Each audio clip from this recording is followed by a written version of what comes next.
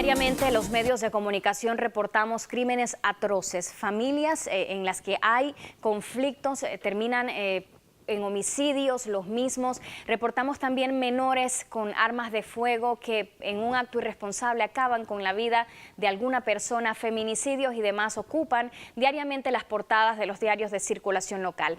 ¿Qué está pasando en el país? ¿Por qué recrudece este clima de violencia? En la entrevista del día está con nosotros Marcos Aurelio Álvarez. Él es criminólogo, tiene muy bien por qué saberlo y don Marcos, bienvenido a Nexoticias. Gracias. Preparado unas estadísticas que nos permiten ver cómo está el país de acuerdo a los índices de violencia según el Ministerio Público. Vamos a presentar de inmediato la primera gráfica que nos permite hacer pues un comparativo de los 3 últimos años y de la cifra que va hasta el momento de homicidios. Tenemos ya preparada esta primera proyección para poder mostrarla al invitado, la tenemos acá.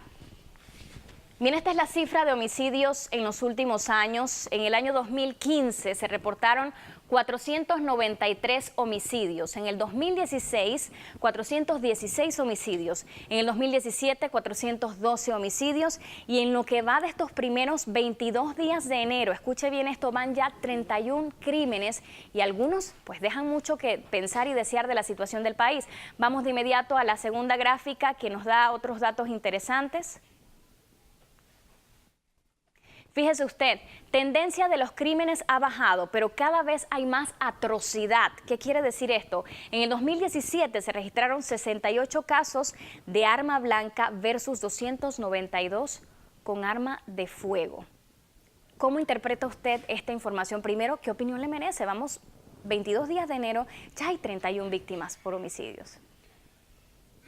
Es un indicador criminal que asusta. El hecho de que el 2017 la incidencia de asesinatos haya bajado a 412 en contraste con el 2015, que fue de 493, no elimina para nada que Panamá está confrontando una situación de temibilidad, peligrosidad criminal. El panameño se ha vuelto más violento, producto de 2 o 3 grandes macrofactores. Uno, una descomposición social en la que vivimos. Creo que es algo hasta profético. El apóstol Pablo en el libro de Timoteo, 2 de Timoteo 3, dijo, ¿cómo sería el carácter de los hombres en los postreros días? Él lo dijo, los hombres serían desobedientes a los padres, orgullosos, arrogantes, implacables, insensibles, amantes de las fiestas y de las parrandas más que de Dios. En ese enfoque espiritual viene la descomposición social. También viene el otro factor. La población panameña no debe llegar a los 4 millones, pero la densidad demográfica se siente más porque estamos acostados en una S y todo el desarrollo socioeconómico y el crecimiento poblacional se da a lo largo de la vertiente pacífica. Entonces, la densidad demográfica, ¿qué pasa? Cuando el país comenzó a crecer, comenzamos también a esparcir el gen de la criminalidad. Lo que antes era conocido como gueto. Situaciones de conflicto entre jóvenes de riesgo social, que nacen en riesgo social y viven en conflicto con la ley, se veía venir después de la invasión del 20 de diciembre de 1989, una sonadera de bala y una guerra entre pandillas. Y criminólogos en Congreso a mí me decían, Marcos, deja que se maten entre ellos, que eso es un problema de pandilla. Y yo una vez le dije, señores, cuidado, que las balas que suenan hoy en los denominados guetos o zonas rojas, pronto sonarán en las áreas exclusivas de Panamá. Ya está y ocurrió. pasando. Paitilla, por ejemplo. Ocurrió. Entonces, ¿qué pasa? El tercer componente o factor criminógeno es el debilitamiento que está sufriendo la justicia panameña. Pero dentro de estos 3 grandes macrofactores, la descomposición social que vive el pueblo panameño, que es casi apocalíptica el cumplimiento de lo que le dije que dice el apóstol Pablo en 2 de Timoteo 3, el carácter de los hombres en los postreros días, más el debilitamiento de la justicia, más el crecimiento demográfico, donde se esparció el gen de la criminalidad por doquier, hay que entenderlo desde el punto de vista de los actores. ¿Quiénes son los actores en este momento? ¿Quiénes son? La cifra habla de que en el 2015 era 493. La incidencia bajó a 416 y en el 2017 cerró en 412. Pero ahora mismo vamos por 32 crímenes, asesinatos. ¿Quiénes son los actores? Los delincuentes de cuello blanco que utilizan el poder político para subir y hacerse de la cosa pública. Y un delito de un delincuente de cuello blanco tiene más impacto negativo en la población de clase media y de clase baja, ya que los beneficios sociales no descienden a ellos. Entonces, la familia comienza a tener una descomposición social, producto de la disfunción familiar, producto de la carencia de acceso a la salud y otros factores. Pero también el segundo actor son los delincuentes callejeros, los que integran las bandas delincuenciales o pandillas. ¿Quiénes están integrando estas pandillas o las bandas delincuenciales? Jóvenes, que desde antaño comenzaban a pelearse entre ellos, un muerto llama a otro muerto, pero nadie le prestó atención. Y esos jóvenes comenzaban a dar indicadores de deserción escolar. La policía comienza a hacer redadas, batidas, que antes se llamaban batidas, y se los llevaban presos, pero nadie prestó atención por qué fulanito de tal todas las noches está en el cuartelito. Entonces, el tercer grupo, los hombres y las mujeres violentas. Que se sienten en la calle, de la hecho. violencia se ha adoptado como un estilo de vida. Ser violento, ser maleante, ser malo, hablar tiempo de que yo voy a mí, se ha hecho una moda. Pero, por ejemplo, antes se decía que el panameño no llegaba a agredir al otro, que pues, como decíamos en buen panameño, es una discusión verbal, sin embargo no se agredían. Hoy vemos a transportistas, por ejemplo, pegándole a los pasajeros, pasajeros pegándole a transportistas, gente que se agrede en la calle. ¿A qué se debe esto? El nivel de peligrosidad del panameño cada vez va en aumento. Su adaptabilidad al medio ambiente es baja. ¿Por qué la adaptabilidad a su medio ambiente o a su entorno es baja? Porque los panameños tienen deteriorada su calidad de vida. Tan cacareada esa frase que a veces le tengo hasta resquemor mencionarla. Porque no hay calidad de vida. El panameño de a pie, el común, incluso hasta la clase rabiblanca que le llaman aquí en Panamá, ya tiene que pararse para estar en su oficina a las 7 de la mañana, 2:30 de la mañana, 3 de la mañana. Entonces, eso afecta tu estilo de vida. Claro. Desde el sueño, la calidad del sueño, hasta tener estrés emocional. Entonces, hay otra parte de la población panameña que la esparcimos a medida que se iban dando los conatos de incendio, las inundaciones, a estas barriadas emergentes que fueron surgiendo. Y en esas barriadas emergentes fuimos metiendo familias que se hicieron familias de mujeres que comenzaron a parir a los 13 años y hoy son las abuelas a los 32 años. Y me gusta que lo aborden. Hay una espiral de la violencia producto de la escasa o la nula educación que tenemos en nuestras actuales generaciones.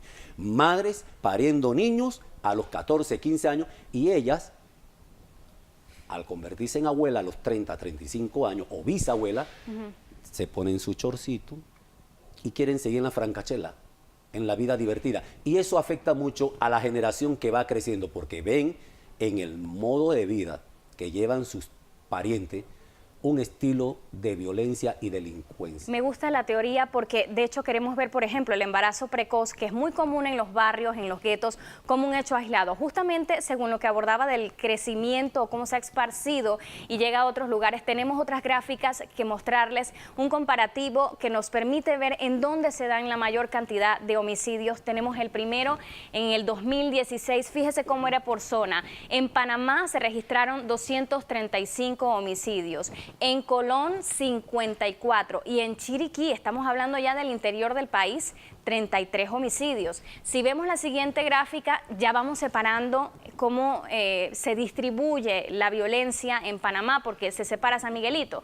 Ahí está, Panamá sigue encabezándolo con 149 homicidios. Esto fue el año pasado, señores, según el Ministerio Público. En Colón, 66 homicidios. Muy de cerca, San Miguelito, está aquí mismo, segundo distrito más poblado. Y Panamá Oeste también, con 41 muertes violentas. ¿Tiene que ver esto directamente con lo que usted ha abordado? Tiene que ver directo con esto y hablar de que ha disminuido la cifra o la incidencia de la criminalidad como conducta.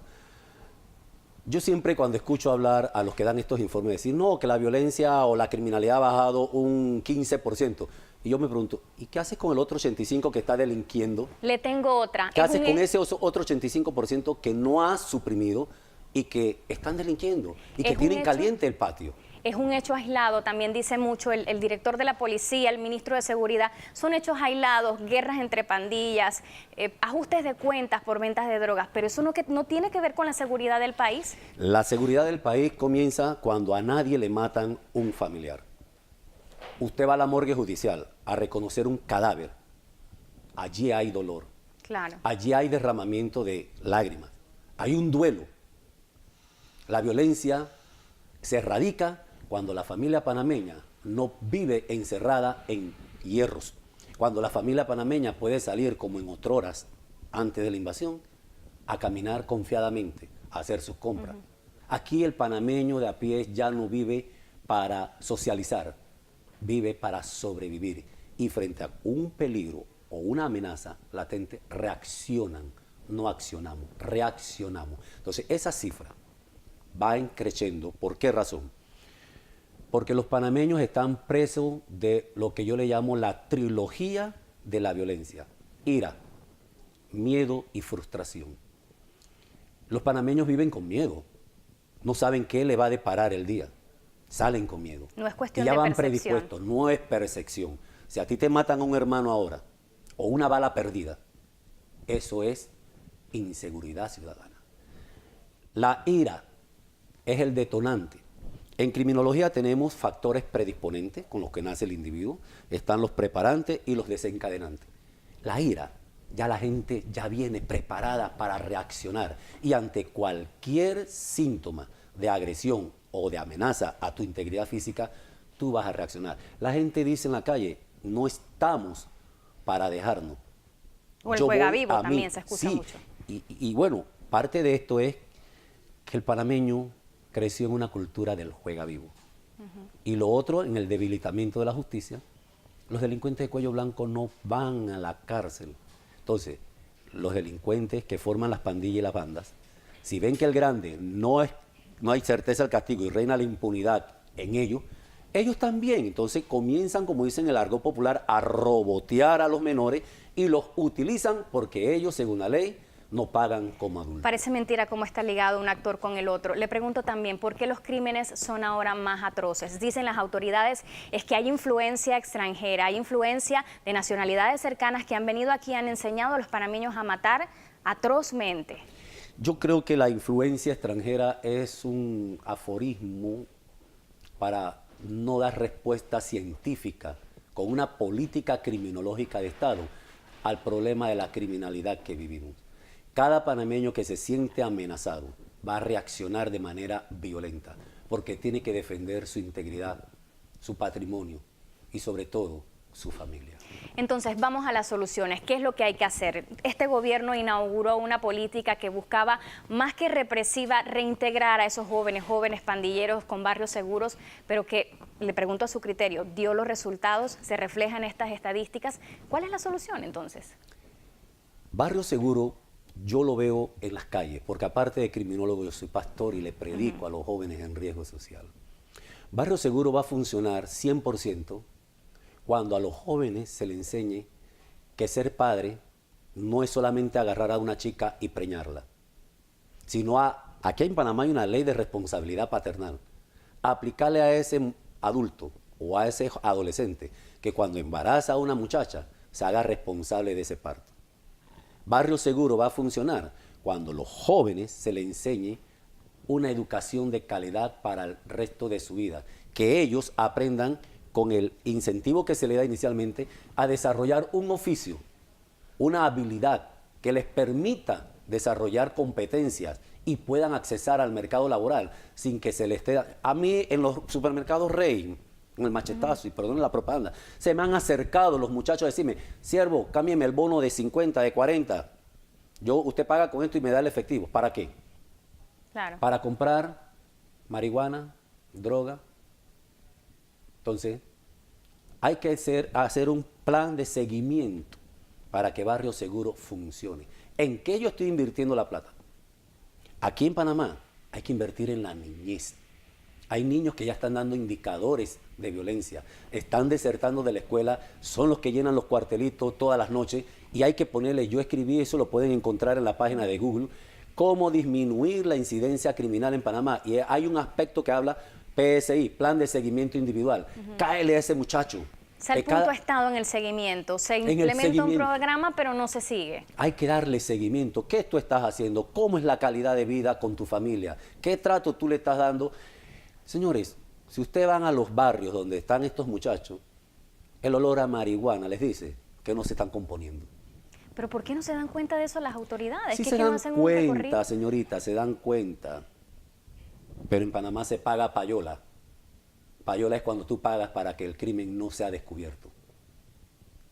Entonces, hay que sanear, sanear desde los estamentos de seguridad hasta quienes le dan seguimiento a todas estas políticas de Estado, entre comillas, porque al pueblo panameño es el que le cuesta, y sobre todo cuando se derrama la sangre. No es hablar de disminución de cifras. Cuando usted va a la morgue judicial, o alguien va a la morgue judicial, allí no hay percepción, allí hay dolor. Y me voy a quedar con esa reflexión final. Gracias, don Marcos Álvarez, es criminólogo, trabaja directamente con los jóvenes en los barrios, tiene muy bien por qué saberlo. Gracias por el planteamiento tan... Y volver la mirada a Dios. Claro. Volver a la Biblia. Gracias, gracias. Vamos a...